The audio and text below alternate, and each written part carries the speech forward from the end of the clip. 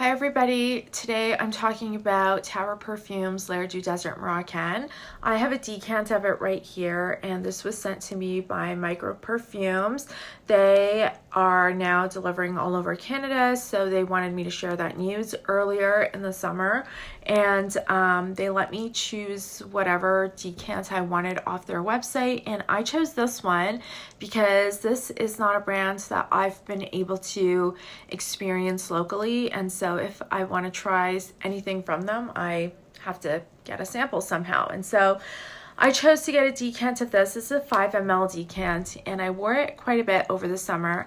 I'm not under any obligation to review this perfume. I've already talked about MicroPerfumes, so I'm done my obligation to them as well. But I just really wanted to talk about this because it's a fantastic perfume. It's legendary. There are so many reviews of it online, and I definitely fell under its smell as well, or under its spell, I mean.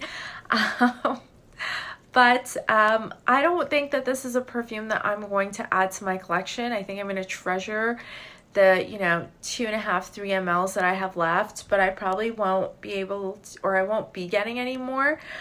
So I kind of wanted to just talk about that. So this is a perfume, of course, that's meant to evoke the air in Morocco, in a Moroccan desert.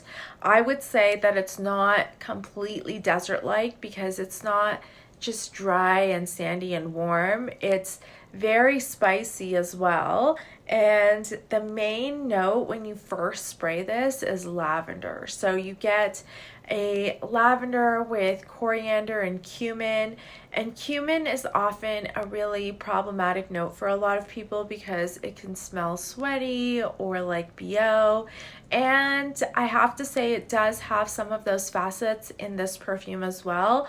I found that I like the smell of it. I like cumin. I'm used to it. I love the Labo Rose 31. That's another one that has a lot of cumin in it.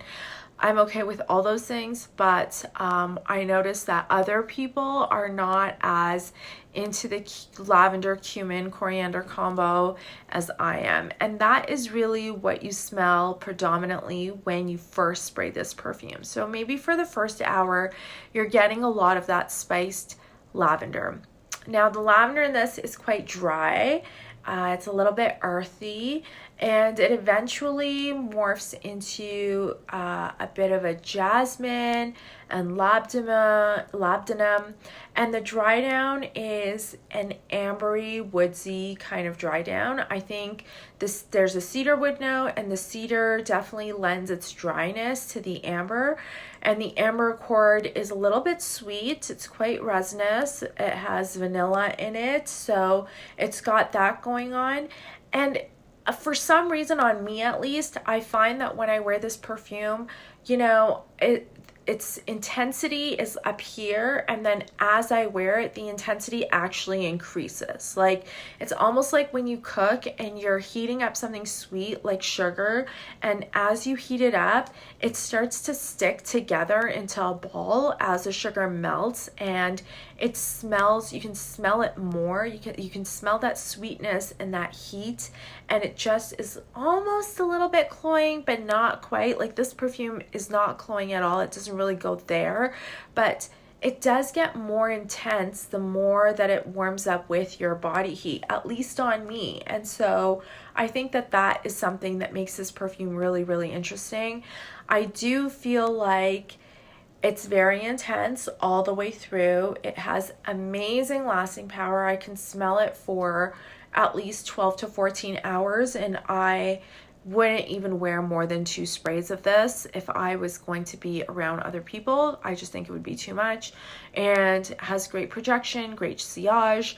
But for all those reasons, because this is a spicy perfume, it's quite interesting. I would say it's really for people that have an interest in more unique scents. You should definitely smell this, but for the average person, I don't know if they really enjoy smelling something like this. And for that reason, I find myself thinking ahead to who I'm going to be around when I wear this perfume. If I'm going to be around a lot of people and I'm going to be sitting near a lot of people, then this isn't a perfume that I'm going to wear. I wouldn't wear this to a dinner party where, you know, I'm going to be hugging people or I'm talking to them and they're going to smell this. I don't think that it's quite as inviting as I would want a perfume to be.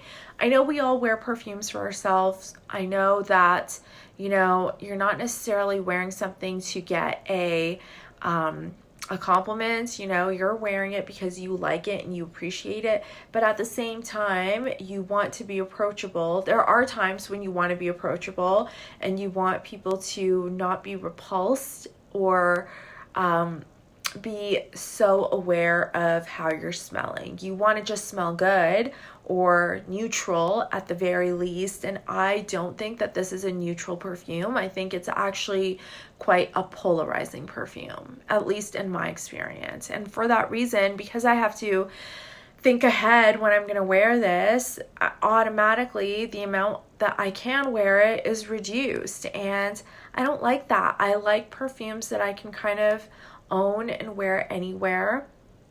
And not that they always have to be pleasing, but they at least always have to be wearable in lots of different kinds of situations. And I don't know if this is. This is more something that I wear purely for myself. Maybe when I'm going to be home alone, it's something I'm going to wear, or I've actually worn it to the pool because I know that I'm going to wash it off right away. But I found that this is so strong that even one spray on my arm after I go swimming, I can still smell it. It's really one that I have to, you know, wash off with soap and water if I want to get every last little scent molecule off my body. And I think the ingredient that's adding that sort of tenacity is the ambergris. There is ambergris in this. It adds kind of a mineral, a slightly salty kind of note. It's not very prominent and not very obvious, but again, that is another thing that I find to be polarizing. Any perfume I have that has ambergris in it, some people can smell it right away and they don't like the animalic facet of ambergris. The other thing I notice about perfumes that have ambergris is that they do stick to your skin. There's something in them, there's something in that molecule that just makes it really stick to your skin, and you can sometimes even smell it after you wash that perfume off. And that's what I'm finding with L'air du Desert Marocain. That being said, I adore this perfume. I think it's definitely up there with niche releases. I can see why it's so iconic and why people love it so much. And, you know, I can't fault anyone that does have a bottle of this. I just know for me, a bottle would just sit there because this is a little bit difficult to wear. And I don't know if that's something that I want in my collection. But definitely, if you're interested in trying something that's really unique that you haven't come across before, check out this one. And I'm definitely interested in trying other perfumes from the house. I know that there's an incense rose perfume that sounds like it would be right up my alley because that's something I enjoy a lot as well. But I'm going to treasure the last 2.5 mLs of this and probably maybe see if I can get something else afterwards. That's it for me. If you have this perfume or you've tried it, I'd love to know what you think. If you have a favorite from the house, let me know, and I'll be interested in sampling if I ever can. And I'll talk to you next time. Bye.